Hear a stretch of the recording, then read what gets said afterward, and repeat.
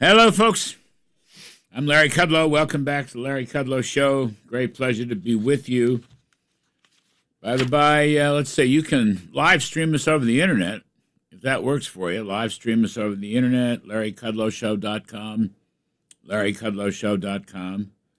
We are heard all across the country, throughout the world, including the solar system and the Milky Way, so you can get us everywhere. And please, during the week, join us on fabulous Fox Business Network, FBN. The name of the show is Kudlow, and it's 4 to 5 p.m. every day, 4 to 5 p.m. every day.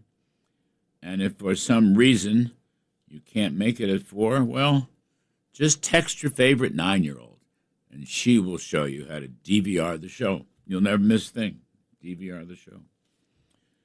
Anyway, I want to begin with this incredible anti-Semitism here in New York City. Anti-Semitism, anti-Israel, anti-Jewish, hate and bigotry from Mandami, Zoran Mandami, our goofball mayor, who has spread hate and bigotry throughout his tenure, not only as mayor, but when he was a little tiny assemblyman in Albany and during his campaign. And, I mean, you have this, the story, these two guys, two people got knifed, and one of them was Jewish, and the assailant screaming out, what is it? Akbar, Allah Akbar, Allah Akbar. Of course it's a hate crime. Of course it's a hate crime. I mean, it's all fostered by this atmosphere. And there'll be more of this. It bothers me so much. I've written about this. I've talked about this. You know, not only is a Mandami and the socialists, the communists, the so-called DSA, Democratic Socialists, they've been on this case for as long as they exist.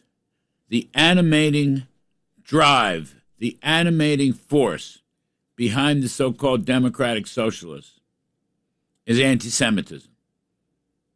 Hatred for the state of Israel and Jewish people.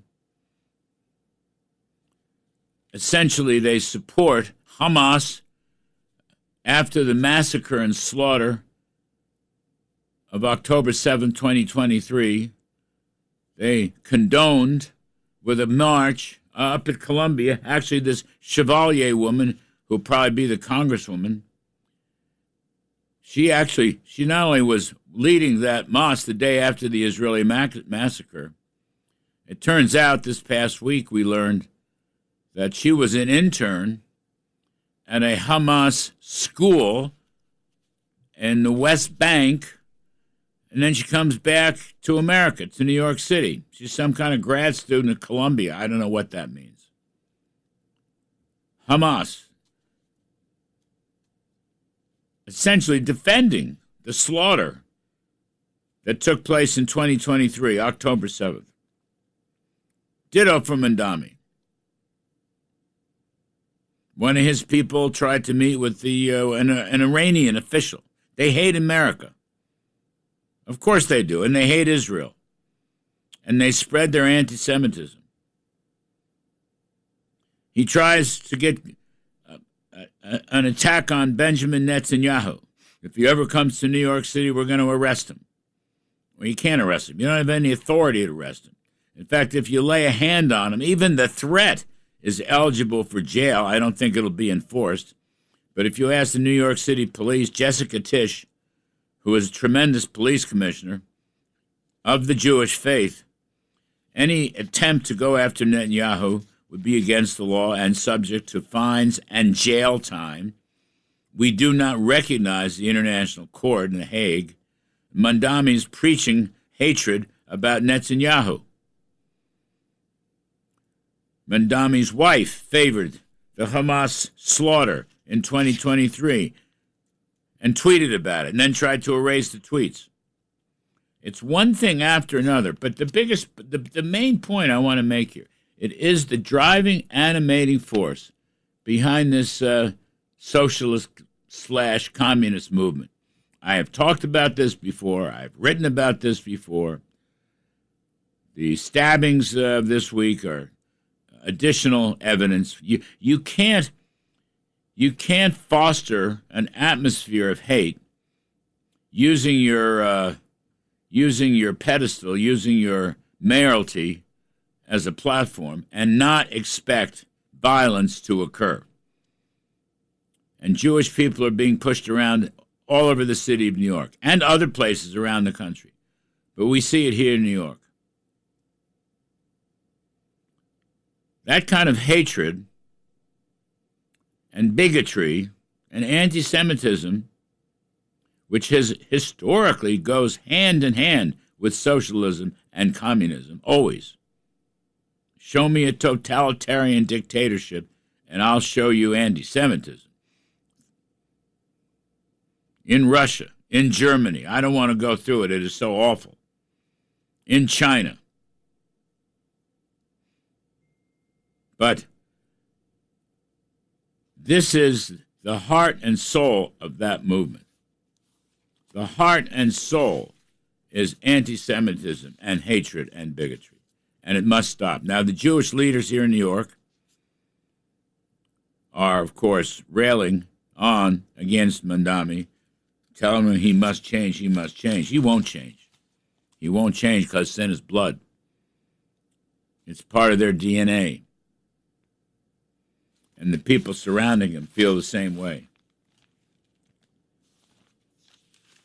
When you look at the stuff in the New York Post today, of course, one thing after another.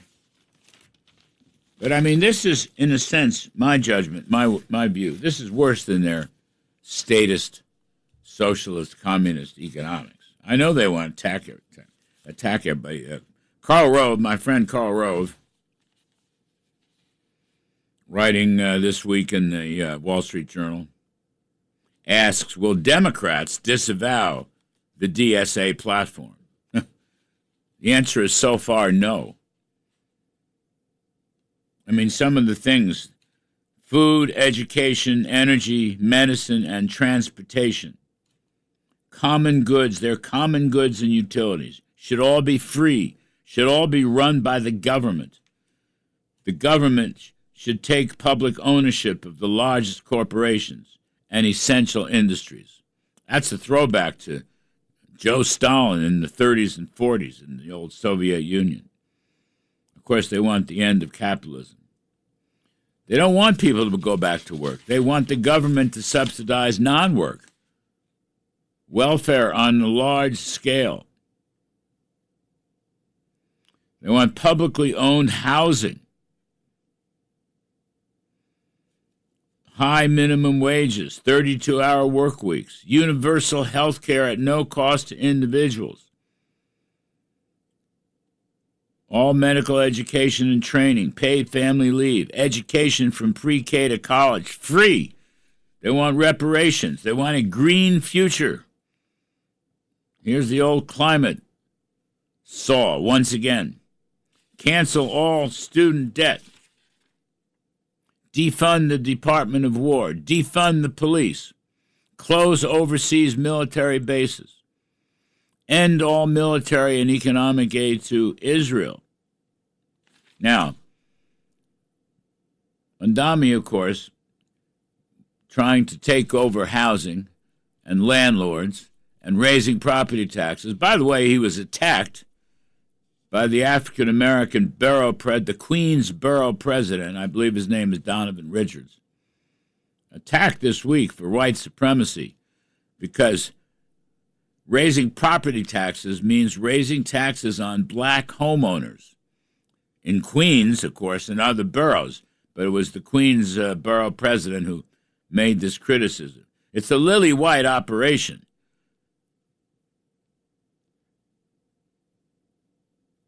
I don't know, young people. We'll talk to Newt Gingrich about it when he comes on at the half hour.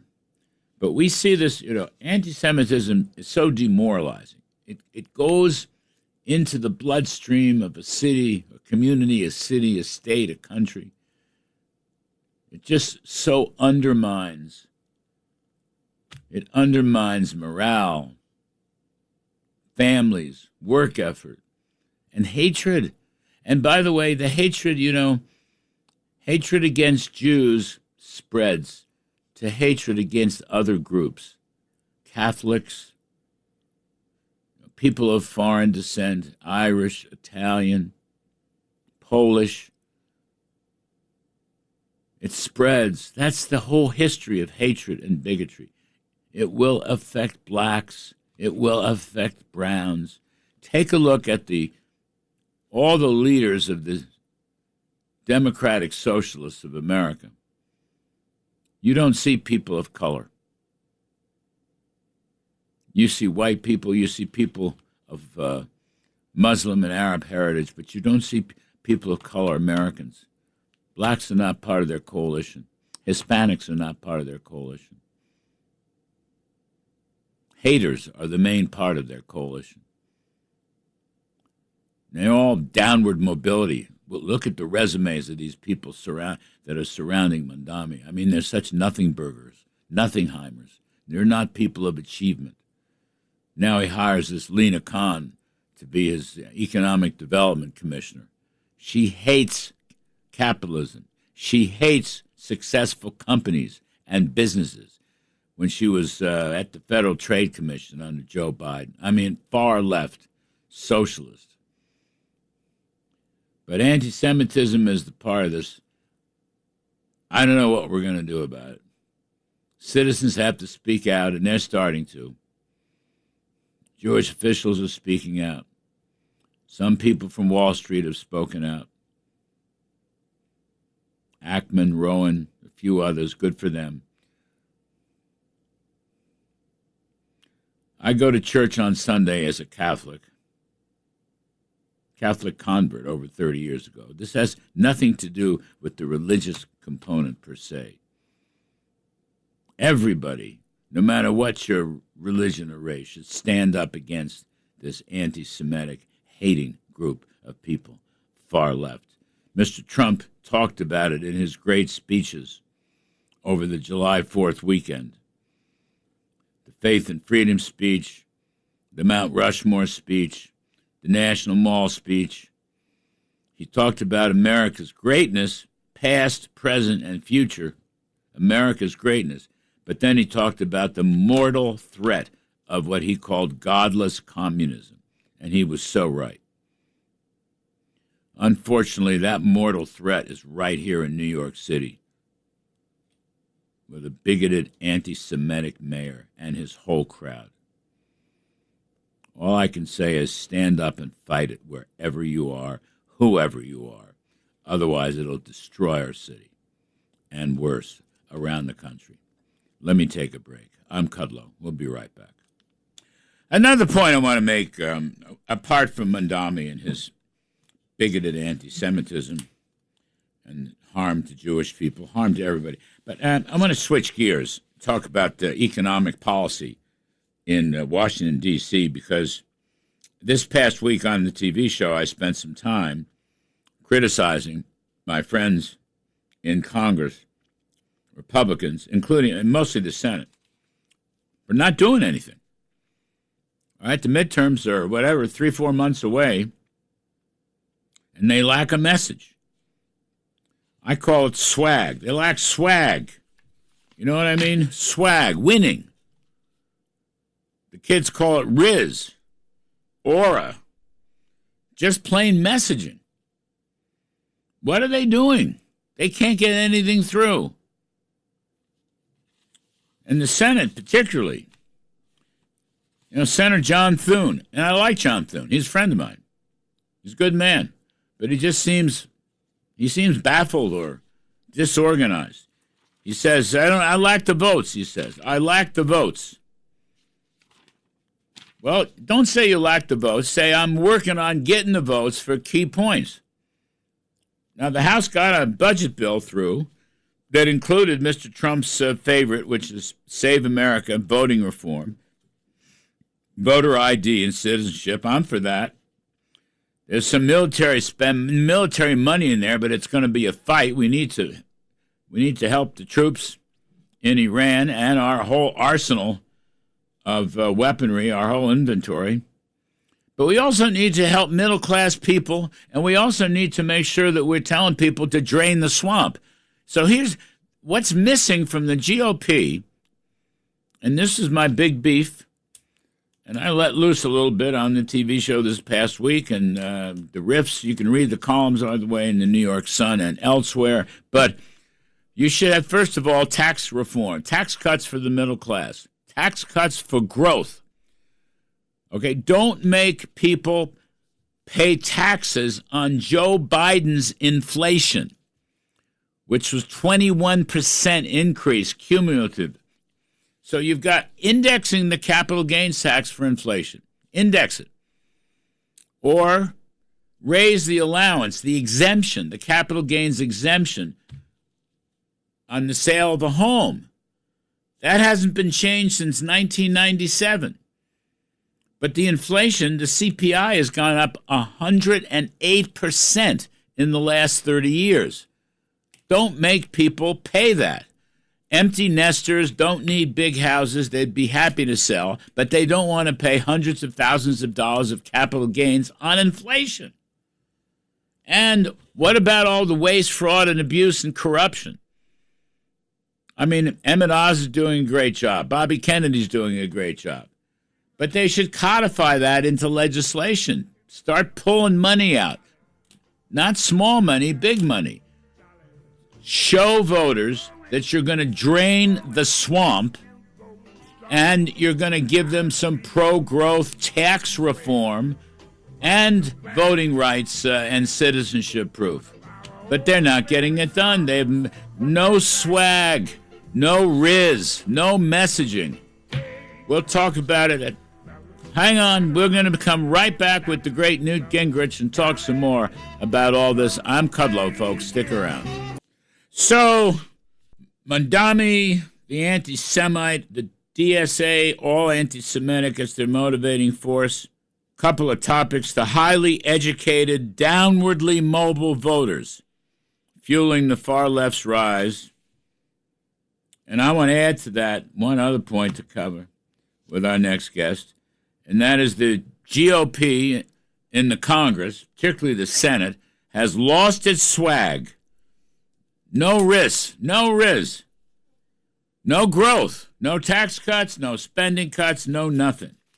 Anyway, our next guest, my dear friend and mentor, we're lucky to have him on a Saturday morning, is Mr. Newt Gingrich, the former Speaker of the House and Fox News contributor, an all-around brilliant guy. Newt, you're awful nice to do this on a Saturday. Let's start with your column. I love this column. The highly educated, downwardly mobile voters fueling the far left rise.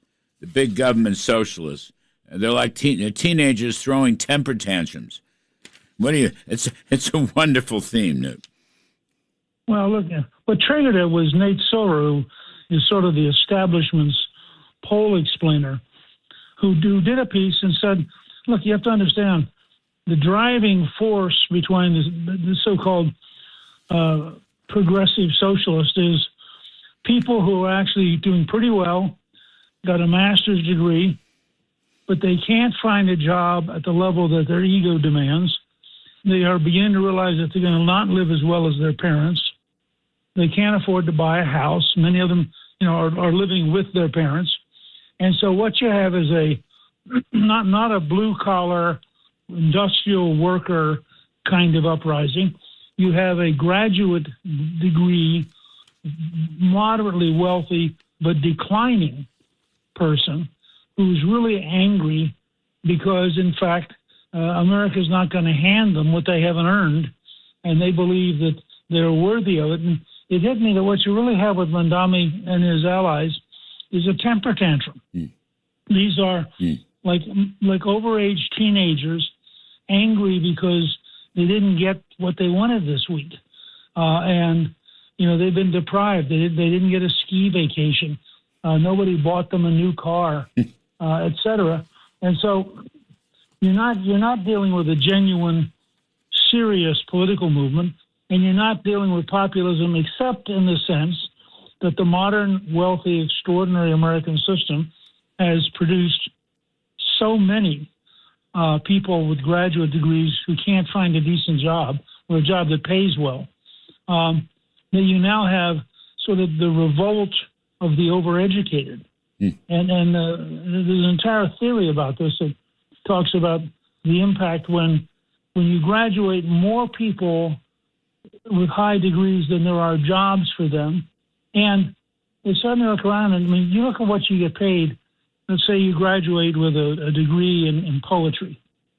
And then look what you would get if you just went straight from high school and you learned how to be a plumber or a welder or any kind of sophisticated job that involves labor. And suddenly you begin to realize, and this is a point that Mike Rowe has been making over and over again in his various books on working, there's a huge economic opportunity, but then you don't have the social status. And so these folks preferred social status to money until all of a sudden they realized they didn't have any money. Well, it's somebody's fault, and it can't be their fault because they're precious. Their parents told them, you're wonderful. Their teachers said, you're wonderful. And then the real world said, you're pretty stupid. Yes. Let me read for our listeners. The great Newt Gingrich is the Zoran Mondami Alexandria Ocasio-Cortez left-wing rebellion, which is mostly made up of well-off heirs of successful families who have graduate degrees, is nothing more than a revolt of spoiled brats. We are witnessing a generational temper tantrum of privileged young people who have suddenly realized that their dream of being kings and queens and other unidentified gender roles is not going to happen. The other thing, it's wonderful, by the way. The other thing, is their hatred of Jewish people. And it's anti-Semitism, but I think you would agree, once you go down that road, once you start hating, once you go down the road of bigotry, it spreads pretty fast. Jews, Catholics, Protestants, blacks, Hispanics, you never see any people of color in this coalition. This past week, the Queens County Borough President, Donovan Richards, I think his name is, blasted Mondami for white supremacy because he's raising property taxes on black homeowners in Queens, in the borough of Queens. So they have no appeal to working folks of any color. Well, that's right. Look, they don't have an identity, for example, with African Americans. They do have an identity with Muslims, and they do have an identity of, I would say the two great issues, and somebody will write a book on this someday, it'll be fascinating. The two great issues are Palestine and transgender. And this particular movement is absolutely dominated by those two themes, can get really emotionally upset about them. And, of course, I'm guessing that the greatest of all would be a transgendered Palestinian who would then be at the very peak of, they'd be at the peak of their value structure. That's right. That's wonderful. Palestinian. No, Larry, all I'm doing is feeding back what they say. I mean, I'm not making this stuff up. This is not. I have written novels. This is not a novel. This is an analysis. I mean, anybody who's listening to us who wants to check, just go read the stuff they say. Go, who are the people who rebel at Columbia University? Well, they're rebelling in the name of Palestine. Now, the great irony, of course, is that if you were gay in Hamas territory, they'd kill you. Right. It wouldn't be complicated. It's the same problem you have, of course, in Iran, where a religious dictatorship would kill you. But for some reason, when you're in America and you're safe and you're taken care of, you don't quite notice these things. Yes, sir. I agree. So, on the brighter side, McLaughlin poll, our friend John and Jim McLaughlin, let's see, by 49% to 36%, voters support a Republican free market capitalism candidate over a Democrat who supports socialism. And by the way, the Democratic Party is not disavowing the democratic socialism. So there's you and I have talked about this for I think over a year now. What you have emerging is a party of big government socialism with weird values. I mean, just take that phrase, put it there, and then go look for all the evidence. And what you find is the Democratic Party today is increasingly a party of big government socialism with weird values. And it's the combination of the two that I think is making them so alienated from the American people. And it's a loser. In these elections, it'll be a loser. I'm just looking at the other thing. By 51 to 26%, voters want more tax cuts. That brings me to a point. I spent several days on the TV show this past week aiming at Republicans in Congress, particularly the Senate. They've lost their swag. They've lost their riz. They've lost their message. They're not putting tax cuts. I mean, indexing the capital gains tax or raising the capital gains tax exemption on the sale of a home. Why should they have to pay for Joe Biden's inflation? There are not enough spending cuts. Nobody wants offsets, even with waste, fraud, abuse, and corruption. Emmett Oz doing a good job. Bobby Kennedy's doing a good job, etc. But it's not in the legislation. Of course, Mr. Trump's favorite, the voting rights ID. You've got to have photo ID, proof of citizenship, in military money. But they can't seem to get it together in the Senate, and they have no message. Newt. They're going in here. We're in the middle of summer now. How much is left in November? 3-4 months. They have no growth message. They have no positive economic message. They have no tax cuts. I mean, I find this to be a very bad situation. Well, I think the midterm convention, which has never been held before, which will be held in early September, is a launching point. Remember, we didn't launch the contract with America until late September. I think that what the Republicans, starting with the administration, and I know they're actually doing this, they need to put together a very bold, future-oriented, why, if you elect us, America will be dramatically better. And I agree with you. I mean, if you look at the power of no tax on tips, you look at the power of the no tax for Social Security, I mean, Trump is onto something here of gradually walking back the gigantic left-wing tax machine by just nibbling away day by day and liberating people from having to pay taxes. And I think that has to be a big component. I'll tell you, the most encouraging thing to me was that a bill on health transparency came out of a Senate committee unanimously this week. And the reason I'm a big believer in transparency is if people get to know the cost and the quality of the choices they have, they inevitably are less expensive than government-run bureaucratic systems. And the largest center of affordability is healthcare. The average family of 4 is paying the equivalent of a small car every year. They are buying a small car called insurance. And if you could reduce that 20 or 30%, both the impact on family budgets and the impact on the federal government would be just stunning. Who's pushing that, Newt? Do you know? Well, I mean, the president has pushed it pretty hard. Yes. To be fair. But in the Senate? In the Senate, the bill that's just been introduced by the senator from Kansas, who is himself a doctor, a medical doctor. Yeah. What's his name? I can't think of his name, but yes, you're right. You're right. I'm having the same challenge, and he's a great guy. Yeah. I got to get him on the TV show. Talk about that. Yeah. You should because it's a really big opportunity for us to do something that is going to really change the entire underlying economy. And you and I are both free market believers, and I really do believe that when you're faced with an opportunity like this to have the citizens, not bureaucrats, not politicians, the citizens and out there making decisions.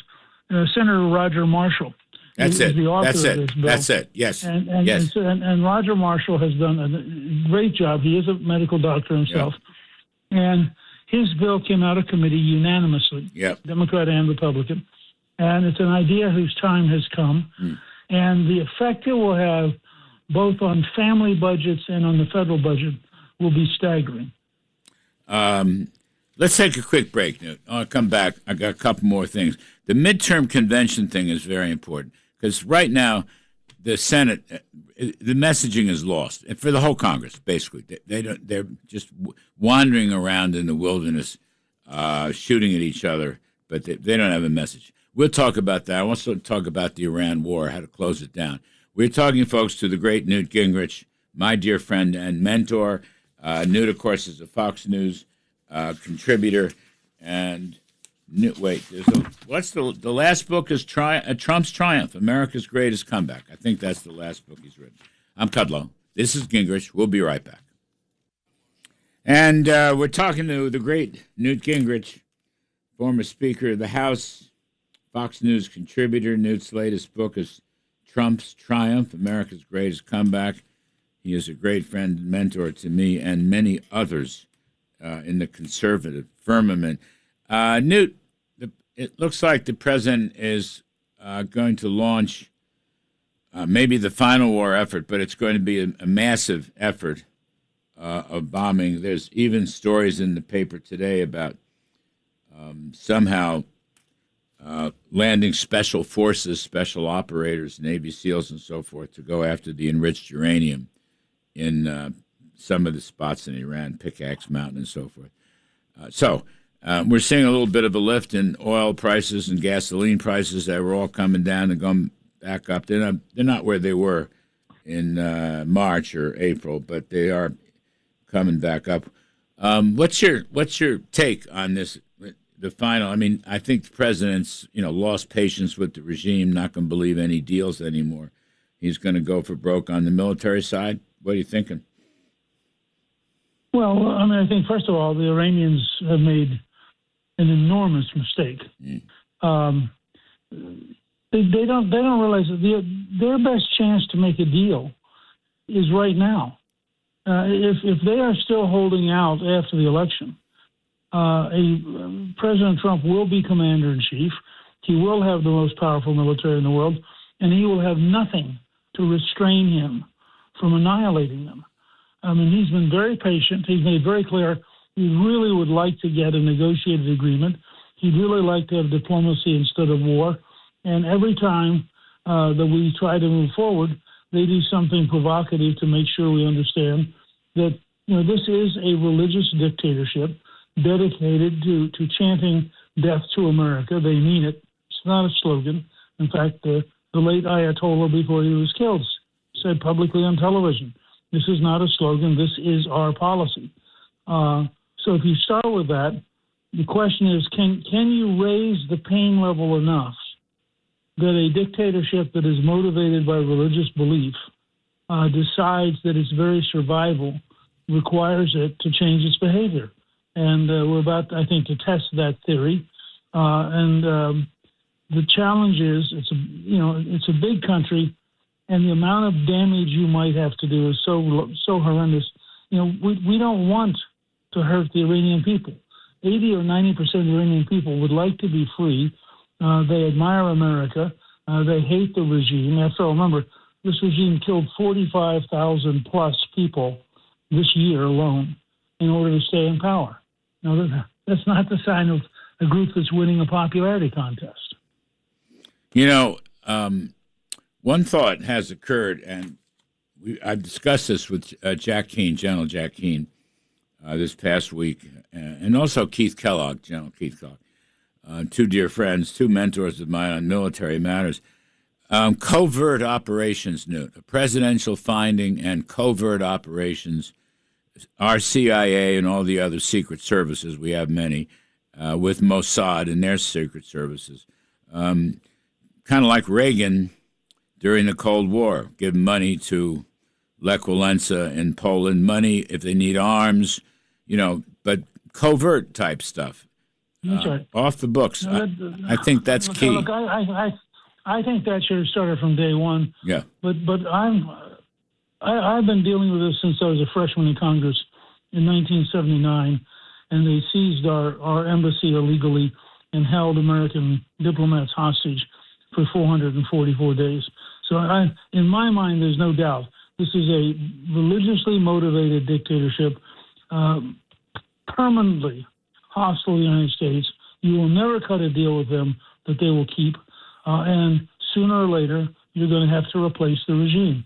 I think the earlier we go to covert operations, the earlier we go to a very intense communication strategy, and we should be constantly talking about being allied with the Iranian people against the dictatorship.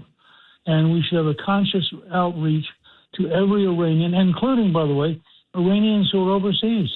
There are multi-millionaire, several billionaire Iranian Americans who can be helpful once we open up the willingness to do it, and reaching out, helping organized groups.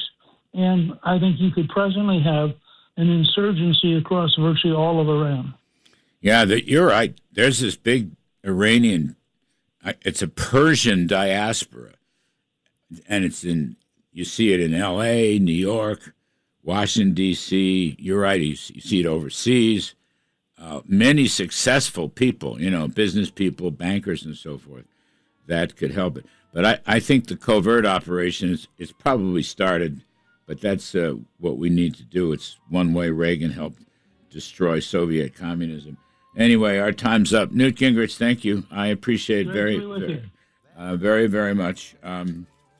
Say hello to your bride, and God bless. Talk soon. Folks, we're going to take a break.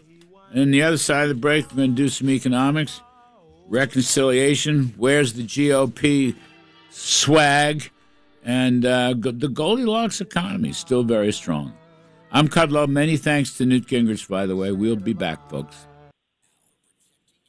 This is Larry Kudlow, and it's time for protecting your future. So, when uncertainty rises, smart investors look for stability.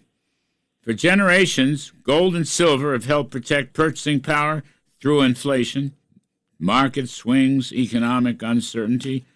Learn how precious metals can help diversify and protect what matters most. Start building your financial foundation today and go to asbgold.com. That's asbgold.com. All right. Now we're going to bring in my great friend, Michael Faulkender, former Deputy Secretary of Treasury. He's the head of economics, America Prosperity at the America First Policy Institute. Michael, thank you for this. So you got to explain to me, I don't understand this stuff.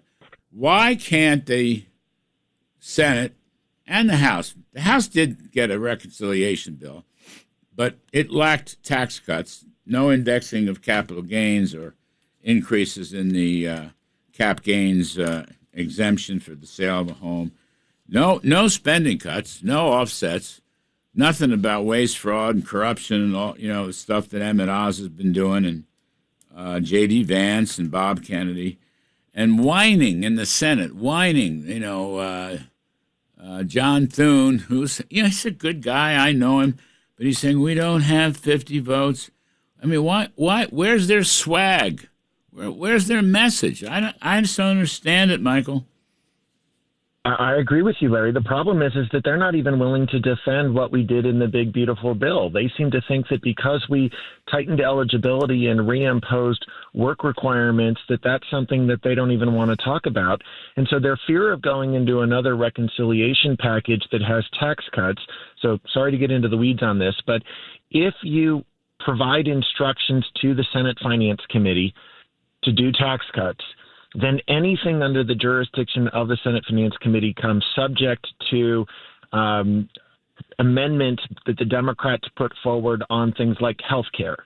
And instead of the Republicans defending, like I said, the tightening of eligibility and saying that we are going to reward work, they seem to be running away from it. And that seems to me, at least the explanation I'm hearing, as to why they don't want anything that would be subject to the Senate Finance Committee to be in the budget resolution. Now, I think that's cowardice, because I think we can entirely defend that the best way for people to get health care is to have a job. That it should be coming from work. We need to reward work.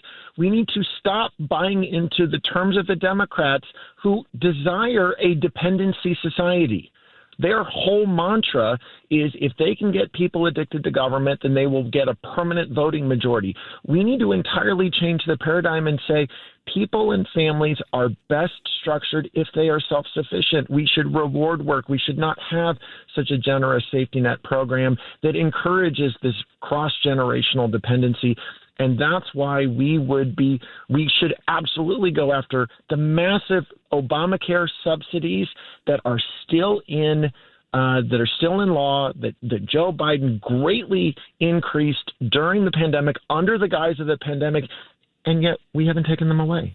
Why don't we? Yeah, look, I've heard this argument about a vote-a-rama with Democratic amendments. So, okay, fine, beat them back.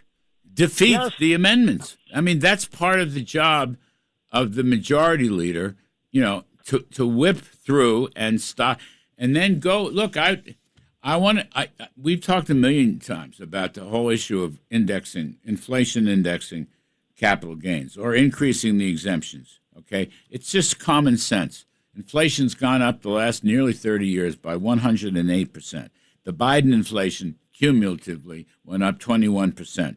Recently, and that's affordability. So you want people to sell their home, they don't need it, empty nesters, blah, blah, blah. Make it easy for them. I mean, I was talking to somebody in the administration, a cabinet officer who's quite interested in this stuff. He said, give everybody a $2 million exemption. I think that's fabulous. But the point is, why aren't they doing that stuff? Instead of whining and telling us what we can't do, this is why I say they lost their swag. Okay, they're not winning. Tommy Tuberville was saying, no one's winning. We've lost momentum. That's exactly right. They're just not getting the job done. I mean, I know what you've outlined. You're right. This is how the game works, but we've done this before. We have the majority. Let's beat them back. I agree with you entirely. Now, I don't know to what extent, because Mitch McConnell is not there, that's one less vote, but I don't see why these aren't things that we can get Tom Tillis, Lisa Murkowski, and Susan Collins to rally around. These are just core conservative principles. And again, if you want to address housing affordability, then as you said, let's remove the inflation tax from the Biden administration that is effectively what a capital gains tax on home equity increases is. It's an inflation tax. Yes. So on the middle class. That's a good way to put it. That seems to me to be an argument that we ought to be able to win. Are you for or are you against the Biden inflation tax? Because if you're opposed to the Biden inflation tax, then we, at minimum, should in this bill index that we should double or even take higher the home equity exemption and then index it to inflation going forward. Yes. Now, the other point you're making is important, too. Now, they got one big, beautiful bill, which, by the way, they don't hardly sell even that. But that was a year ago. So what have you done for me lately, before the midterms? People want to see, how are you helping me this year? Okay. Why can't they do something, Michael, to institutionalize legislation on the defunding of, you mentioned Obamacare increase, those subsidies, and other areas, in Medicaid where there's clear corruption. Clear corruption.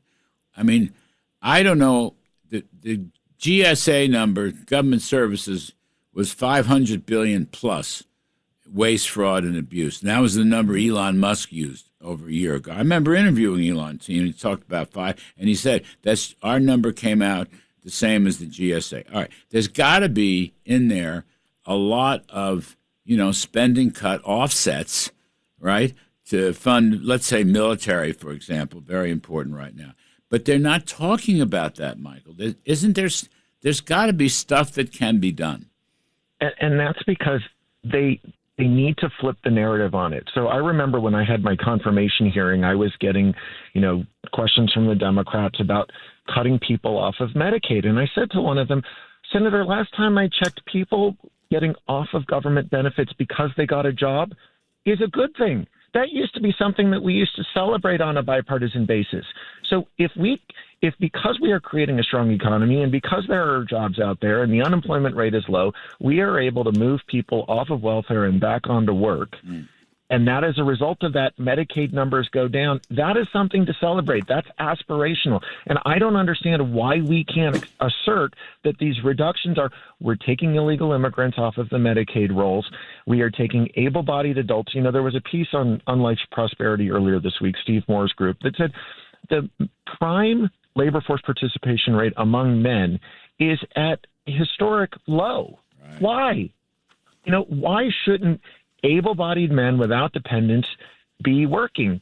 And if the answer is because we have made social benefits too generous, then we need to, especially at a time of full employment, we need to take another look at them and make the case that we should not be running deficits in order to enable that part of the labor force to not work. And if, as a result of enforcing those requirements and tightening eligibility, we get reductions in Medicaid rolls, that is something to celebrate instead of something that we run away from. So I'm looking at this thing, labor force participation rate, 25 to 54 years. That's the heart of the workforce, right? In the early 1950s and most of the 60s, that thing's participation rate was running around 97%, 96%. Exactly. Gradually it's falls. Below 90 now. You know what? I'm looking at it. Right. Looks to me on these old eyes. Yes, it's 89 or 90%. So it's dropped about 7 or 8 points. Now, so that means roughly how many people you think? There's 160 million people in the workforce today, right? 162 million civilian workforce, something like that. So you're down on. The prime component of that is over 100 million. More than half of that is men. So you're looking at 50 to 60 million is prime age men. So you're down about 10% reduction. It's about 5 million. I'm saying about 6, 7, 8 million people. Yeah. Is that in back of the envelope? Get them back to work, and right. And so you go from welfare to workfare. Well, and Larry, remember, the workforce has changed in a way that even those with disabilities can now work in jobs that didn't exist 50 years ago. So one of the reasons, for instance, that Social Security disability rolls have come down so much is because the nature of work has changed and it requires less physical labor. So the changing nature of work means that the labor force participation rate of prime age men should actually increase over that time period, not decrease. That's a very good point. You can do stuff right. It's not hard labor work. You can do stuff. It's brain work, mental work. So I don't understand. I mean, what are you hearing? I was not able to make our board meeting yesterday for. What I'm hearing is that what was the report? The votes that are there are to do the skinny reconciliation because the conditions. It used to be the case that we could do a defense supplemental through regular order. But as we saw with the funding of DHS, the Democrats are going to do the same thing on the defense supplemental. They are going to try to so neuter the president that we cannot do a defense supplemental through regular order. We're going to have to do it solely with Republican votes through reconciliation. So it's inevitably going to be the case that there is going to be a reconciliation 3.0. The question right now is it going to get done before the election? Or are they going to have to punt it to the lame duck session? I can somewhat understand the majority leader's concern that the Democrats also are going to drag their feet on a continuing resolution, that they're maybe hoping for a government shutdown post-September 30th, and that maybe what he needs to do is use Reconciliation 3.0, quite frankly, to do a CR rather than just the narrow bill. And that may be why. So what John Thune is doing right now, and I think it's somewhat smart, is figure out where the Democrats at on a continuing resolution so that we are not going into an election day with a government shutdown. But we got to jump out. But Michael, at the minimum, even if you can't get it done, they should be messaging, okay, waste, fraud, and abuse, work effort, eligibility, and tax cuts for growth. And the Biden inflation tax. And I like the Biden inflation tax. I like that phraseology. They should just message it, put some swag into it. Here's what we're going to do. Right now, nobody knows what they're going to do. I got to get out of here. Michael Faulkender, you're terrific. Good to be with you. America First Policy Institute. He's the big guy, economics and prosperity, former Deputy Secretary of Treasury. We're going to take a quick break. I'm Kudlow. We're going to hit E.J. Antoni for some more on the labor force right after this. And my pal E.J. Antoni, who's an economist at Unleash Prosperity and the Heritage Foundation. E.J., welcome back, buddy. So it's a great headline here. Working class wage gains outpace Iran war inflation. New numbers. And the lowest got the best wage increases. Earners at or below the median saw weekly wage gains of 4.6% over the past year, and those below the 25% percentile, meaning the poorest quarter of workers, had a weekly pay jump of 5.5%. By the way, they beat the top percentage by several points. Now, this is good news, EJ. In your view, why do you think this is happening? Larry, great question. I think it has to do with tax and regulatory reform are probably the two biggest ones. You can throw in energy policy in there as well in terms of helping to keep a lid on inflation. But let's look at the tax and regulatory side first, because I think that has the biggest impact. When you have no tax on tips, when you have no tax on overtime, these are incredibly strong supply side incentives. They encourage people to work and they increase people's incomes as a result. And so people's incomes are rising faster than inflation. But you've also seen, again, because of the tax reform when it comes to investment, you've seen big jumps in investment, and the result of that has been more productivity. I liken it to if you're a worker and you're assembling a car on an assembly line and you're doing everything with hand tools, but then your employer hands you a power tool. Now, with that additional capital at your fingertips, you are more productive and you're going to command a higher wage as a result. That's basically what we're seeing today with this surge in this CapEx boom, this surge in investment that is helping drive today's productivity numbers. And that in turn is driving wages higher. I think you're right. It's very interesting. Kevin Hassett, my dear friend, he's running the NEC, White House National Economic Council, my old job. He argued, EJ, many years ago, that if you incentivize businesses with lower tax rates and 100% depreciation, you get that business boom you described. The biggest beneficiaries of that are the wage earners, the middle class wage earners, and even the lower middle income wage earners. They're the biggest beneficiary of the improvement in business investment, capital spending, And here's more evidence. We saw this in the first term, EJ. Same story.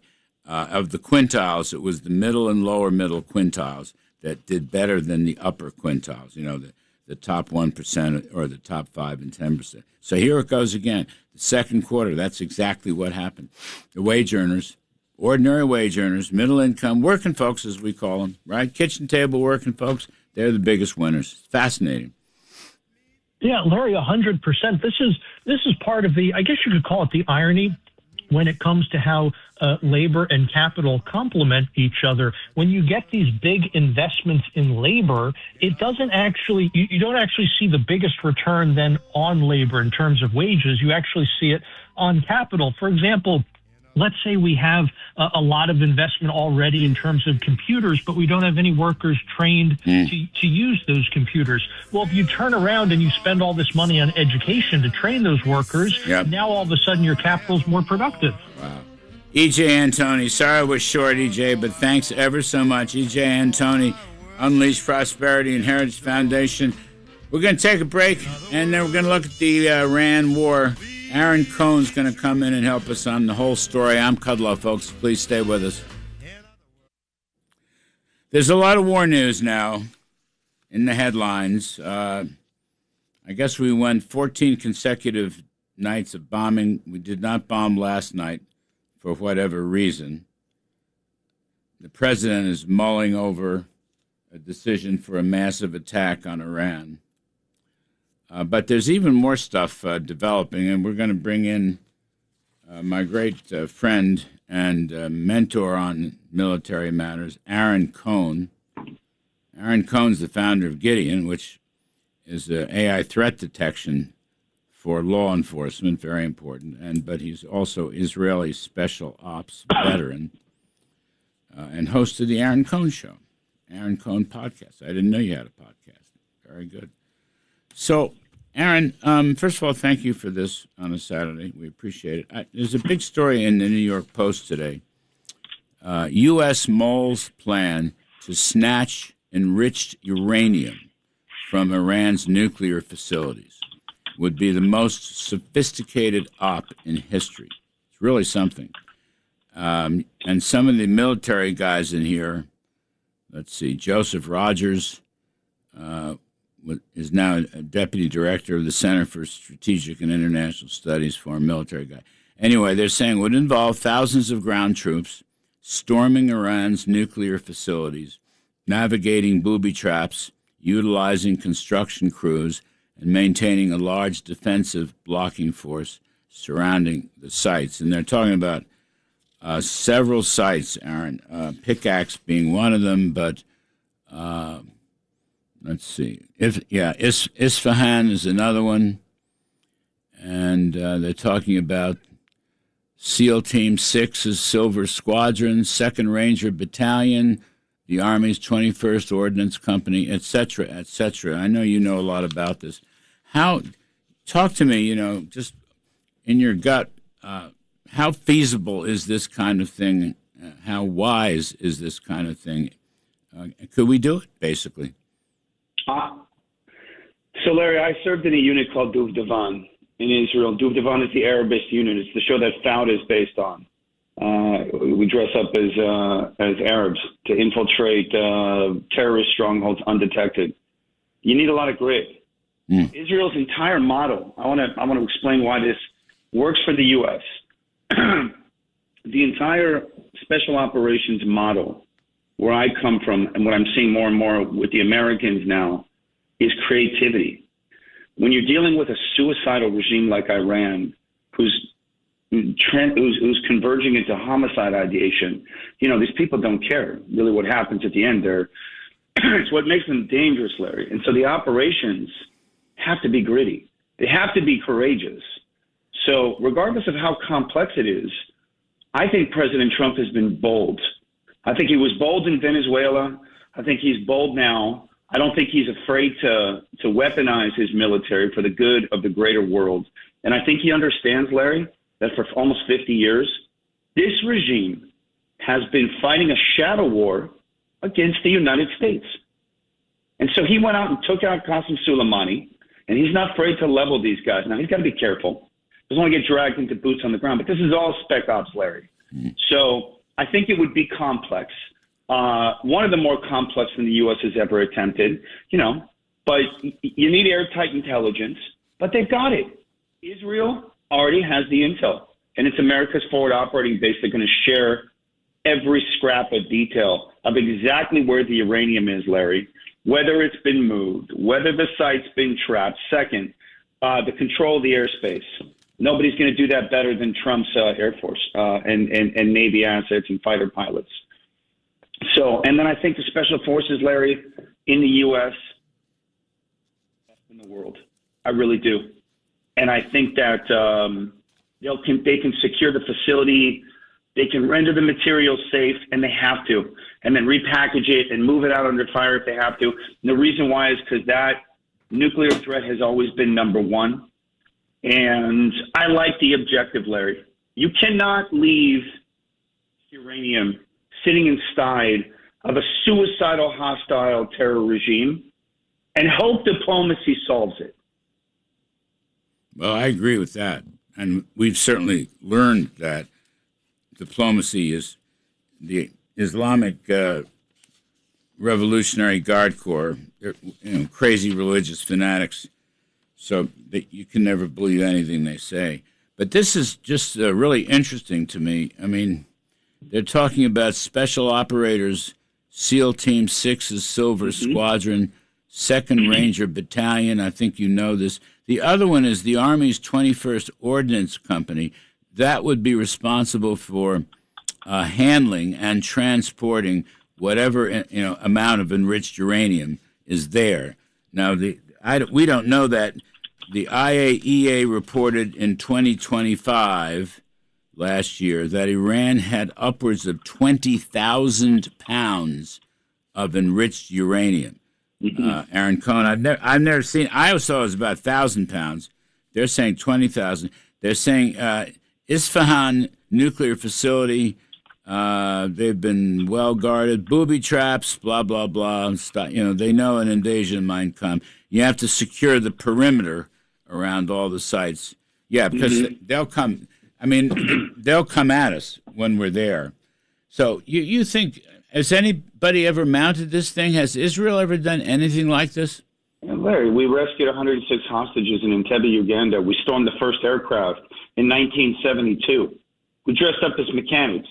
The United States has more combat experience in the last 20 years than it's had since coming out of Vietnam. Very big wins under this president. He's allowed them to be great. And when you've got the Israel, listen, Larry, this operation, I want to simplify it. The success of any operation, even this one, depends on one thing: intelligence. And if you don't know exactly where the material is and what condition it's in and whether it's already been dispersed, whatever the deal is, as long as the intelligence is accurate, you're going to have a successful operation. All of the intelligence on the ground in Iran, Israel has been collecting for 50 years, Larry. They're going to open that file up to President Trump. Him and Bibi are going to have a little Zoom, a little secure Zoom through the red phone, the bat phone we call it in Israel.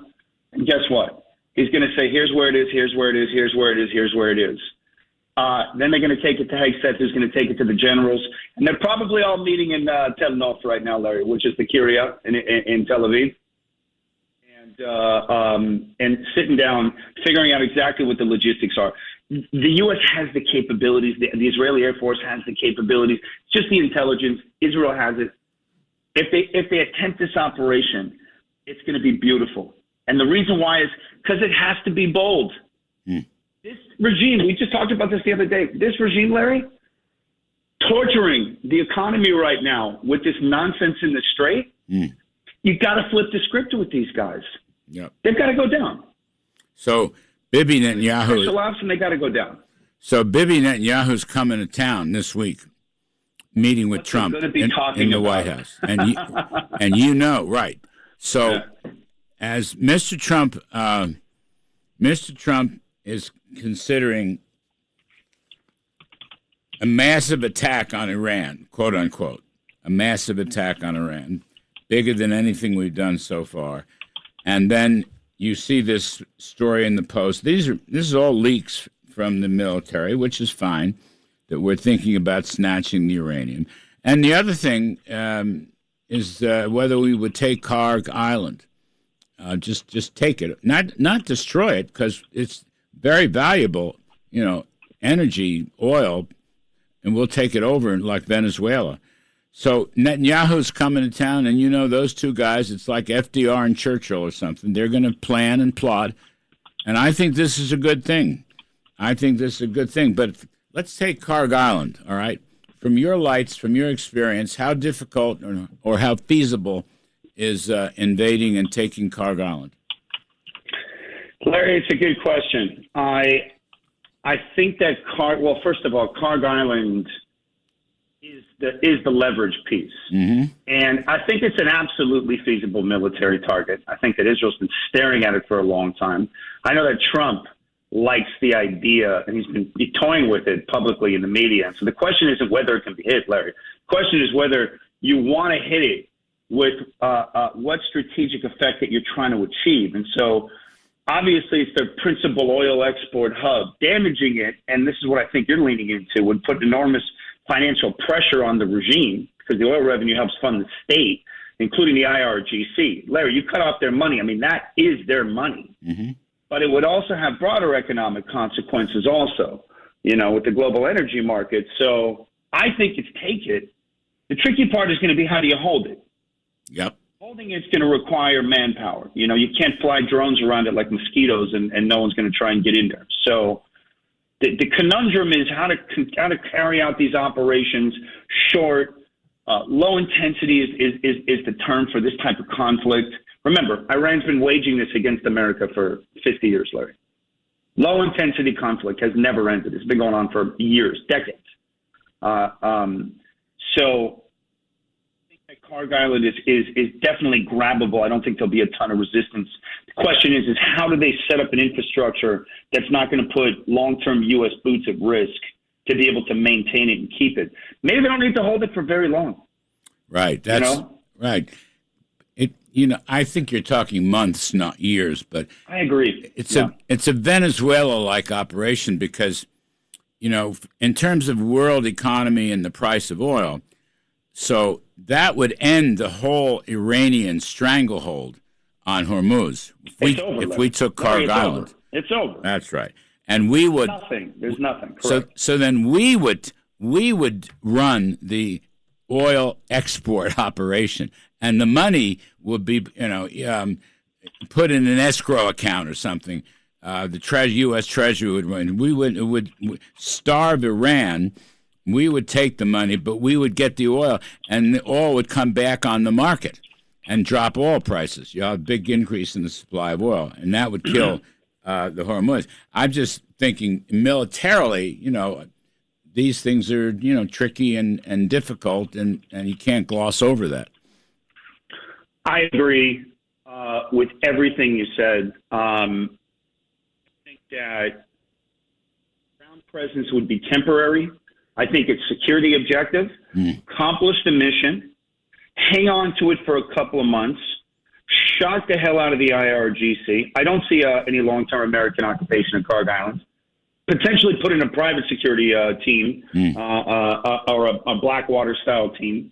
The strategic value, and you just said it perfectly, is denying the regime the revenue, the leverage, not in holding Iranian territory indefinitely. So I think it's very accomplishable, and I think a couple of months of holding it might be enough to shock the regime back into a seat at the table, which is the only thing that people need to remember with the IRGC, Larry. This is suicidality right here. That's what these people. It's the same playbook we saw with Hamas in Gaza. It's like they've got to be thumped. Yep. Take off pressure, you lose their respect. Only thing that crazy people speak. So I say, Trump, keep pushing. Aaron, your operation, and let's go. Aaron Cohen, let me take a quick break. I want, if you can wait, just a quick break. We'll talk to you on the other side. I want to talk a bit about what a massive attack means, and also covert operations, which is something I just love. Aaron Cohen, everybody, founder of Gideon, Israeli special ops veteran, great friend and mentor to everybody on these warlike operations. I'm Kudlow. We'll be right back. And we're talking about the next steps in the Iran war with Aaron Cohen, founder of Gideon, which is AI threat detection for law enforcement, very important. Aaron's an Israeli special ops veteran. Nobody knows this stuff better. So Mr. Trump is talking about a massive attack on Iran, more than anything we've seen before. I'm not sure what that means. What do you think a massive attack, greater than what we've seen before? What do you think that means, Aaron?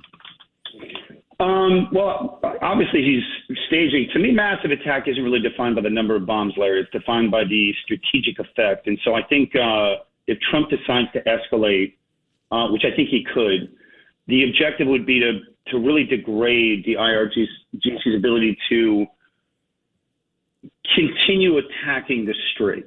I think that's what it's going to be focused on. I think it's going to be strike packages, a lot of strike packages. I think it's going to be more bridges. I think it's going to be designed to permanently change the IRGC's calculus, Larry, without knowing exactly what the packages are. But I got to think it's going to be a very intense wave. So I think that's why all that equipment is being surged over into the region. But, he does it in stages, Larry. He escalates carefully. Okay, one more chance. Have a look. Now we've got the B-2s. We get the Fifth Fleet. Everybody's refueled. All the missiles are restocked. We've got Lucky Palmer's new missile, right? So I think it's in stages, but I think it could be a very intense wave that could last several weeks. I think he understands that compliance is what's going to change the behavior. You talk about bridges, make it so that Iran can't get to those little islands around the Strait of Hormuz, including Karg Island, by the way. But they won't be able to get there because the bridges are cut off. It's kind of like what the Ukrainians are doing with Russia, with the Crimea and Sevastopol. They're knocking out bridges so the Russians can't get to them. So the city is isolated. And I think it sounds like that's what we're going to do in the whole Persian Gulf area, because Iran has these little islands, and they use them as launching pads to stop the tankers, the oil tankers. I agree, and I think that I think that's all logical. I think Karg Island, again, going back to Karg, though, Larry, being that principal oil export hub, I think that's the op. I really do. I think it's time to snatch that thing. I think it's time to snatch it, hold. It's going to change everything. I think the goal, Larry, is to see, whoever's running the show right now, and I think it was confusing for Trump for a minute. Everybody, Israel killed all the leaders. The U.S. killed all the leaders. They did it together in these joint strike packages now, and so whoever's on the sub-layer below kind of moves up to the top. And I really think that the economic pressure is Karg Island. I think that's going to be, how do you turn the people of Iran against the next wave of leadership that steps up into the leadership position here? I just think the cost has to be so heavy that the Iranian people are like, listen, enough. It's enough. So that's the behavior, and I think Karg Island is one of the big keys. I'd like to see Israel start going back to the decapitation strategy. I'm sure that's going to be discussed. I hope that's on the table. Well, it's not a question of if it's going to be discussed later. It's a question of how many and at what rate. I mean, they're very good at it. It's we have an expression in Hebrew. We pay a high price so that we have a state. Yeah. But I want to say one of the interesting pieces, Larry. And I've been talking to friends of mine in the U.S. military. I serve in U.S. law enforcement as a reservist. I've worked adjacent in the law enforcement space for 25 years here, training SWAT teams and school resource officers and high threat response. I've been in this business for a long time and trained many military units here, dozens over the years. And they're so grateful to get to operate together and sit at Intel NOF in Israel and be able to conduct these joint operations with Israel. They have so much respect for Israel, and Israel has so much respect for the U.S.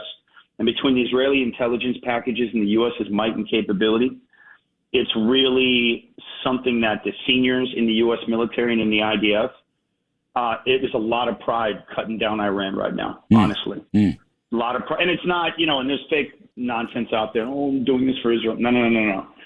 The Iranians have been conducting a shadow war against the Americans for almost 50 years. And Israel. And it's all connected. By the way, the Houthis are connected too, Larry. Yep. It's the maritime wing of this terrorist group. Yeah. People need to remember this is all connected. All right. Aaron Cohen, thank you. We had a nice long chat today. Radio's so lovely. Plenty of time. Appreciate it, my friend. We'll see you on TV this coming week, I'm sure. Folks, we're going to take a break. That's Frank Sinatra telling us it's time for some capitalism. We got to do some commercial capitalism. And on the other side, we're going to do the stock market story. I'm Kudlow. Please stay around, folks.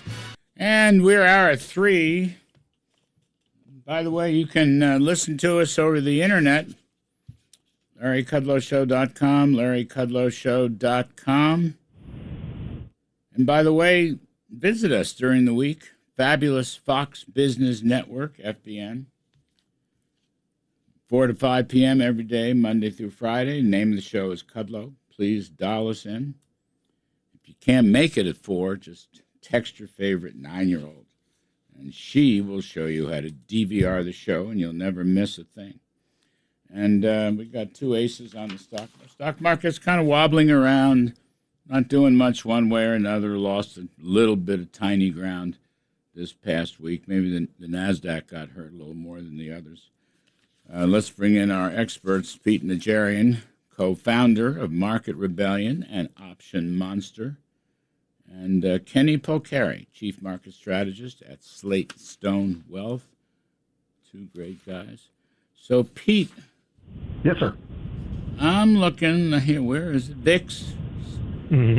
19. Big deal. Nothing much going on there. I heard a lot of, it's so funny. I always glance at the papers in the morning, and everybody's trying to make a case, bad case, oil prices, this, Fed, that, overinvestment in AI, chips, sell software, blah, blah, blah, blah. But the market, I don't know. The market's just kind of holding a level after a big increase. I don't know. How do you see the story? I see it as this. It's an unbelievable market that's had an incredible run up to all-time highs, and we are right pushing up against those all-time highs for the most part, even with the NASDAQ, with the shifting that we're seeing. And it's about this very healthy rotation. And Larry, you know it. You've been around the markets a long, long time, and so have I, and so has Kenny. But the reality is, you're going to have big runs out of something like the semiconductors, the SMH, and you're also going to have some pullbacks at times because maybe they've gotten a little bit too far too fast. But the reality is that this rotation has been very, very optimal. And I think people are understanding that it's a real strength, I think, that it's not just always going to be the semiconductors that are leading. Sure, they're of huge influence of the NASDAQ and so forth, but the reality is that, it's something where you look at a Micron and, it's down about 12% in the last month, but how much was it up previous to that? Enormous numbers is the answer. And Lam Research, sort of the same thing, down about 18% in the last month or so. And, you look at the AI world and so forth, and I think one of the things that we all are watching very closely, of course, is because of the reaction is almost immediate, but the price of crude. A month ago we were trading 68. Here we are up about 28%, closed around 90, let's call it, for WTI. And that does have an influence, a huge influence, because that influences airlines, shipping, trucking, cruise ships, all of that, ag, food, everything. And so, there's going to be some moves there. But, if you take a look and just stand back and you see the media wants to say something totally different. They have the narrative to say, and it's because of the leaning that they've got. But they really, when you look at it, the economy's falling. Everything's coming apart. Well, unemployment didn't say that to us, did it, guys? The last week it was the lowest in 50 years. 1 in 1,000 workers is filing for unemployment. So when the media is trying to push this narrative to us, I think we all have to step back and say, you know what? That's wrong. This is what's really going on, and it's been a very healthy rotation between healthcare and energy names. And, you just go through this whole thing, and, that's why we're very much hugging right up against where we are right now, which is all-time highs. Kenny Polcari, the Mag 7, I guess, lost some ground, as Pete suggested, some of these names. But again, it's off of a huge rally. Yeah. I'm just looking. Look, you're still. Let's see. The S&P 500 year to date is plus 8%, 8.3%, and I'm looking at the. Let's see. The Russell 2000 smaller caps up 18.1%, and the Dow's up 8% too. So I don't. Is this bad? Is it just? How about if you're consolidating close to the highs, forming a bottom, I hope, that's a bullish thing. At least if anybody has any patience, Ken Polcari. Hello, is he there? Did we lose Kenny? I think we may have lost Kenny. Can we try to hook Kenny back up in there, guys?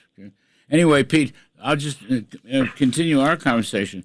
I mean, if bottoms are forming at very high levels, I mean, I don't see any these reports on profits and revenues are generally still very, very good. Consensus forward-looking S&P 500 earnings are over 20%. I mean, I look at Ed Yardeni's stuff every day, and he charts that and tracks that. It still looks pretty strong to me. Given the backdrop, Larry, right? I mean, when you look at the backdrop and you see tariffs and you see the Iran tensions, and that's been ongoing for quite some time now. But as we've been talking about for over a year now, when you really look at what's going on that way, and then all of a sudden you go right back to the earnings that everybody tells us, well, we're too far in front of ourselves. The earnings all I see are earnings that are crushing it, and I don't mean just beating, I mean crushing it. And yet the narrative again that we hear from people is, well, that can't happen. It's not going to happen. And each and every quarter we see this, and we see just unbelievable numbers. Now, the reaction wasn't as great. There was some movement, but you look at Intel. Initially, it jumped up all the way up to 112 a share or something like that. It pulled back, but we look at that. We look at a T-Mobile. We look at the rails, who, by the way, that's an area that doesn't get talked about nearly enough because they've been actually on fire as well. So I look at all that and I say, for all the negativity that I seem to hear, I'm looking at, the S&P 500. It's just off of its all-time highs. It's literally just off of it by, less than 100. So here we are, and yet we hear this same thing day in and day out, that things are not as good as the market's telling us. Well, I like to look at the markets and see those numbers, and if those numbers add up, it sure makes it look to me like things are going pretty well along with the economy. Dow Transports, year-to-date, up 29.5%. 29.5%.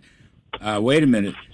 The SOX index, semiconductors, year-to-date, are up 66.9%.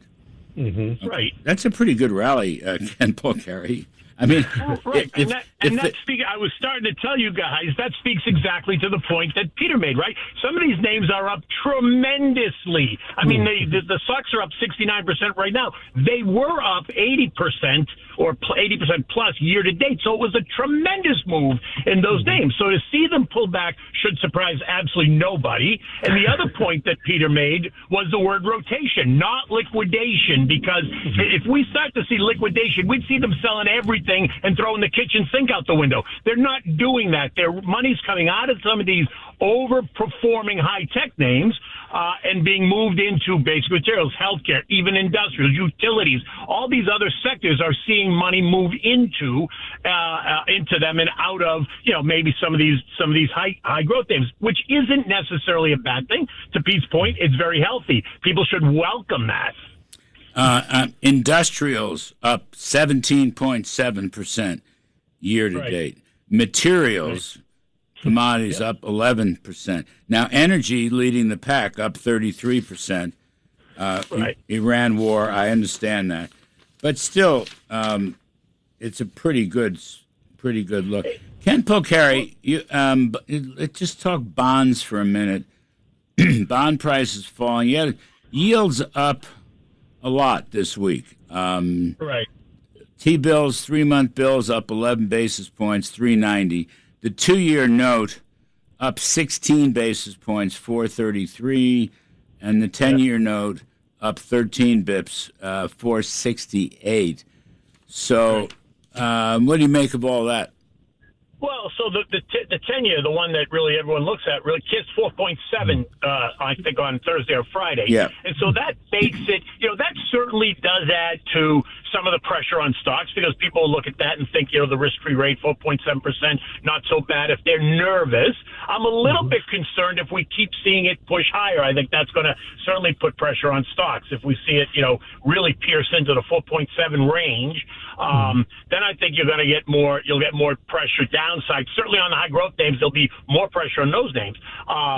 But I think you'll see that money again rotate into the more defensive names. So consumer staples, I think we'll see a bid if that happens because while they're boring, they're big mega cap safe names. They're dividend payers. So I think you'll see that. And look, to your point, you haven't mentioned this yet, but if you look at the equal weight S&P, I think that's up 11% year to date or 10.5% year to date, which tells you everything, right? Because that just tells you if you look at the regular S&P, it's up 8.6, I think you said. So that tells you that money's moving out of some of those high growth names and back into other parts of the market. Again, that's a healthy sign. I think the increase in yields, that's directly related to the jump in oil prices, isn't it? 100%. But this is short-term stuff. I mean, a year from now, oil is going to be below 70.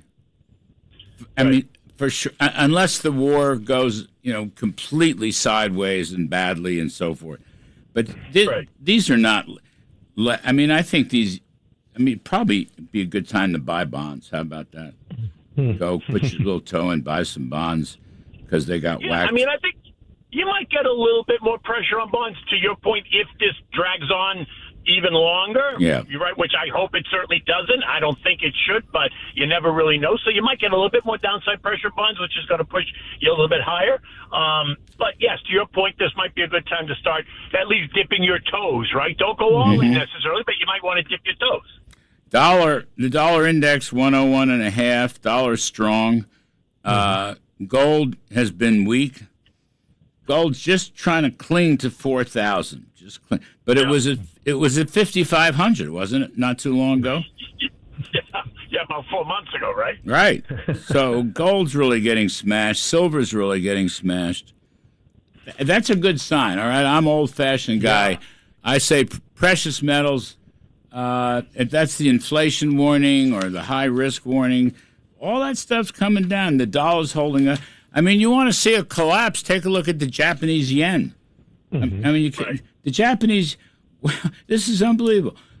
A dollar buys 163.85 yen. 163. That's unbelievable. Right. I remember when it was 100. Yeah, 1-4. I remember when it was lower than that. Nobody wants Japan. And everybody was talking about gold and silver and some of those hideaway type names, right? I mean that's what it is. Bitcoin. And you take a look at that, and you look at Bitcoin. Bitcoin's absolutely slammed. Bitcoin. The past 52 weeks, Bitcoin is down 46%. 46%. Okay. Yeah. 46%. All right. On that note, let's take a quick break.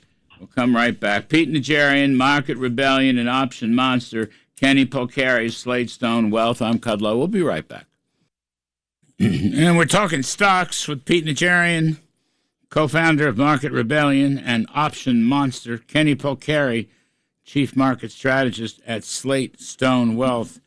So with higher oil prices, the Fed meets this week.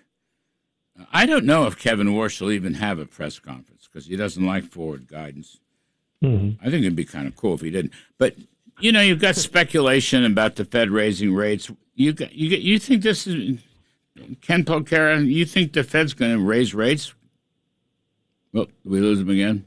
Did we lose him again? All right. So, Kenny. Pete Najarian, I'm sure he'll come back. But Pete Najarian, what do you think? Do you think the Fed's going to raise their target rates? I don't.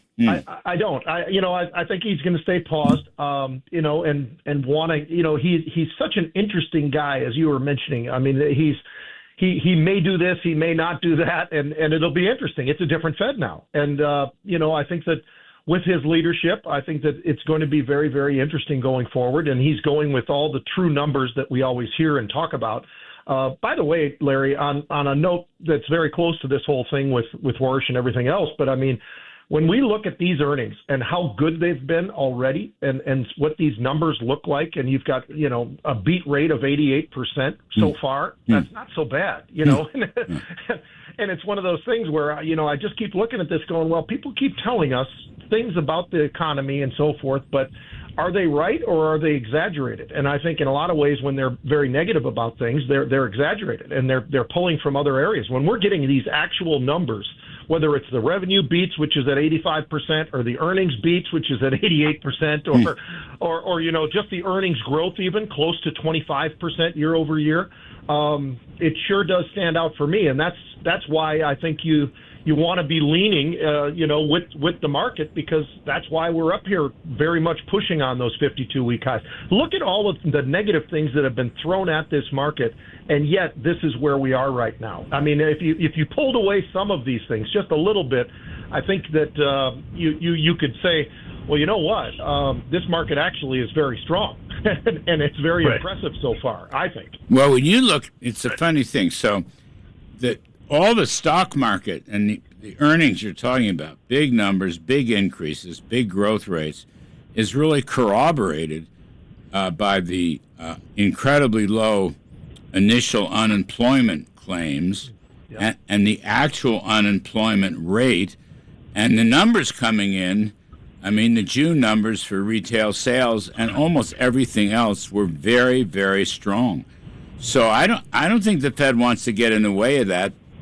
Just because of what I'm going to say is a temporary bump up in energy prices. I just don't think they will. Ken Polcari, real quick, Fed moving this Wednesday? No? Yes? No?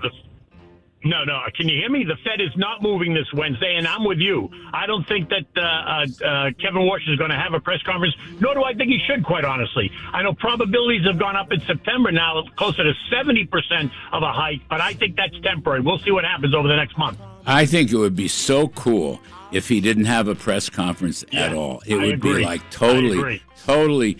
That's swag, man. That's what I call swag. Yeah. All right. 100%. Pete Najarian, terrific. Kenny Polcari, wonderful. Swag. The Republicans don't have any swag. We'll talk about that. Money in politics. Liz Peek and Steve Moore. Stay with us, folks. I'm Kudlow. So I want to pick up some more on this business. My view that the Republicans in the House and Senate, especially the Senate, have just completely lost their swag, all right, their riz, as the kids call it, their aura. And they have no message, and they've lost their momentum, and they don't know how to win anymore. Nothing's going on here, and the president has lost patience with them.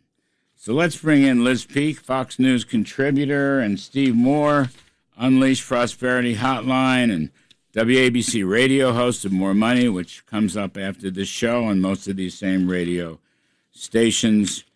So Steve Moore, some people in the White House think I'm too tough on the Republicans. Other people, though, I'm getting mixed signals, but that's not going to stop me. So the president, listen, president says, Caroline Leavitt, this is Thursday, said president's patience with Mr. Thune and the Republicans is running low. Well, here's the quote. Look, the president spoke about this directly yesterday. His patience is running out. He wants to see as much of Save America passed as possible by the August recess. He knows that's what the American people want to see passed.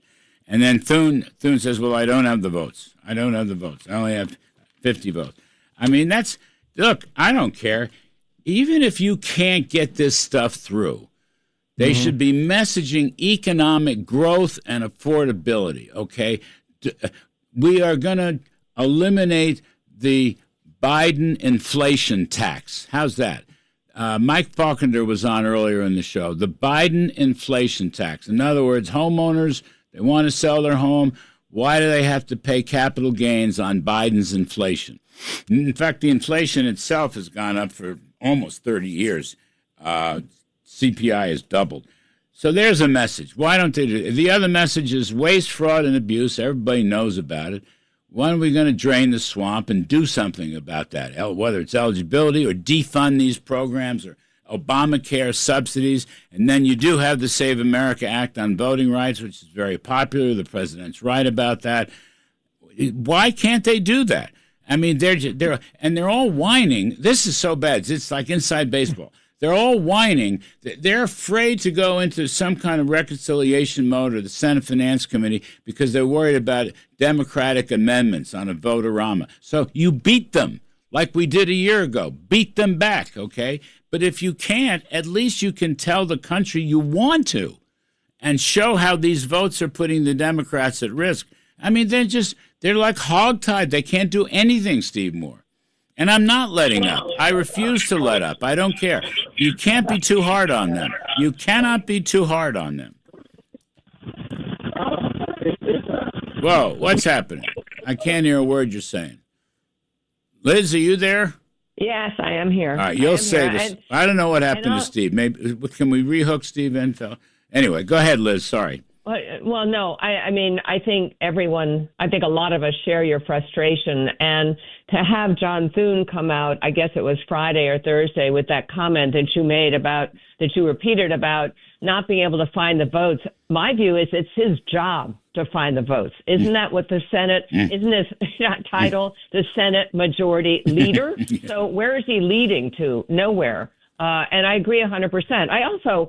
Larry, I'm so frustrated by the fact that the Congress seems to take a bill, and it's all about gotcha votes, right? It's not actually like furthering the interests of the American people. It's trying to make the other guys look bad. So, for example, the House passed a bill banning stock trading by members of Congress. And I know you disagree with this, but I think that the egregious behavior of some of the people in Congress, I think this is something that most people want to see. I agree. Passed. I agree. I'm good with it. I'm good with it. It passed on a party line vote, but Democrats voted against it. Why? Because the Republicans couldn't resist slipping into the bill an item from the SAVE Act, a voter registration requirement or ID requirement or something of that sort. So why do that? Why not actually have something that passes? You know it's going to be a hurdle if you add something in there that Democrats are going to vote against, and certainly in the Senate that's not going to go anywhere. I don't know why they don't just actually put their nose to the grindstone, pass a bill or two that would allow Republicans to go to their constituents in November and say, hey, we did this, you wanted it, and we got it done, because right now they're not getting it done. That's right. There's no message. There's no midterm message right now. Now, Newt Gingrich made a good point at the top of the show. You have this midterm convention they're going to have in September. Yeah. All right, that will be an opportunity to get their swag back and to put out good messages on growth and cutting spending and the Voting Rights Act, and also to crow about the successes of the One Big Beautiful Bill. But, you can't. Guys are telling me, I mean, when I had this interview with Senator Langford, and, he's talking about what they did a year ago. Okay, nobody worked harder for One Big Beautiful Bill than I did, but that was last year. This is a year later. And, people have problems. Steve Moore, are you back? Yeah, did you hear anything I said earlier? No, we didn't hear you. Go ahead. Sorry, I don't know what happened there. I said that they're like Austin Powers. They've lost their mojo. Yes, yes. So they've got to get their mojo back. And that's what I'm saying. And I'm not going to let up, Steve Moore. I don't care. By the way, I know, and you're getting everybody's attention, the White House attention, the Speaker's attention, and good for you for doing that. Now, let me just say this. The economy is doing well. I mean, the earnings reports are unbelievable for businesses. We've got a great stock market. You had fewer workers losing their jobs last week than any time in 60 years or something like that. So it's a solid jobs market for people who want to work. So there is good news on the economy. The Trump policies are working. Big Beautiful is great, but stay on the offensive. I'm with you. I mean, look, keep fighting. Fight. Don't get in the right now. They seem like they're in the fetal position. They are in the fetal position. It's like, John Thune says I only have 50 votes. And Trump then says, well, I'm losing my patience with John Thune. Well, of course he is. As Liz said, he's the majority leader. This is his job. So what you say is, look, First of all, what do you believe in? They are not talking about any tax cuts. That's one problem here. Worse than that, Larry, the bill is just big spending. And so that's right. That's right. Because there's no offsets. There's nothing on getting rid of the rampant fraud, which, by the way, is an awesome issue for the Republicans. Yep. I mean, half of the money in these entitlement programs is being stolen by these left-wing groups and people cheating the system. So, if Democrats want to keep talking about raising taxes, Republicans should be saying, look, we're not raising a dime of taxes until you help us eliminate the hundreds of billions of dollars of cheating and fraud and criminal activity in these programs. When I spoke with Mr. Langford, Senator Langford, who is a friend of mine, or at least he used to be, but when I spoke with him the other day, he said, well, last year, one big, beautiful bill, we curbed eligibility requirements, and that's good. It was great. Mm-hmm. But the point is, we have learned since then just how profound the corruption is in these programs. So we must do more to stop it. And it's not in the bill. As you say, there are no offsets to the spending. And that's the problem with the House bill. And there's no – look, Mike Faulkender's keen on this. He said, we call it the Biden inflation tax. We have to stop people from paying the Biden inflation tax. That's why indexing and that's why exempting cap gains on the sale of homes should be in this bill. These are basic. Let's drain the swamp. Let's have some pro-growth middle-class tax cuts. And, yes, then we have the voter ID and so forth in the military spending. But they're not doing it. They're not doing it. If you don't have the votes, Liz, the way you phrase that is we're working on developing a coalition behind tax cuts, spending cuts, voter ID. You don't say I'm losing and my shoulders sag and I'm in a fetal position, as Steve just said. You stand on your hind legs tall and you say, here's what we believe in, and we will get the votes. All right? Yeah, I call it the defensive crouch, and I don't really understand why they're not talking up. I mean, yes, it was last year, but the truth is they never talked up the big, beautiful bill last year. So, maybe they could go back to people and say, remember no taxes on tips, remember no taxes on overtime. That is what we are doing for the working men and women of America. What is the DSA doing for the working men and women of America? They can't even define who the working men and women are. Mamdani, when asked about it, said, well, people who work for a living. That could be investment bankers making $3 million a year. It's the most ridiculous conversation ever. So Trump needs to go back on the stump. I hope he will be very visible and very positive in this September event. The problem with that September event, Larry, I imagine, is it isn't going to be broadcast by the major networks. They'll probably ignore the entire thing. But at least if Trump can get his base re-energized by talking up the wins of the past year and some of the things Steve's talking about. I mean, I was looking at the American Express earnings. American Express reported gangbuster earnings. Yeah. Spending by businesses up, spending by consumers up, travel up something like 22%. Americans are feeling pretty good about their personal net worth, and they are spending. We got to translate that via an economic message into Republican wins, because that's really what it is. Nope. This is not a great time, Larry, frankly, for Trump to be talking about 15% tariffs. I think his timing was lousy on that. And I think I wish he had waited with that. When people are already feeling the strain of higher food and gas prices, tariffs now are just we've had this argument about, and Trump has used tariffs strategically, but this seems like it's just a tax increase right now, and the timing isn't good on that either. 50% on Canadian hockey sticks. A narrow but meaningful tariff. Well, that's because they won't sell our bourbon in Canada.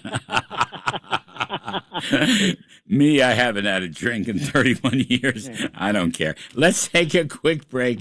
Steve Moore's More Money coming up right after this show on most of these same radio stations. The great Liz Peek, Fox News contributor.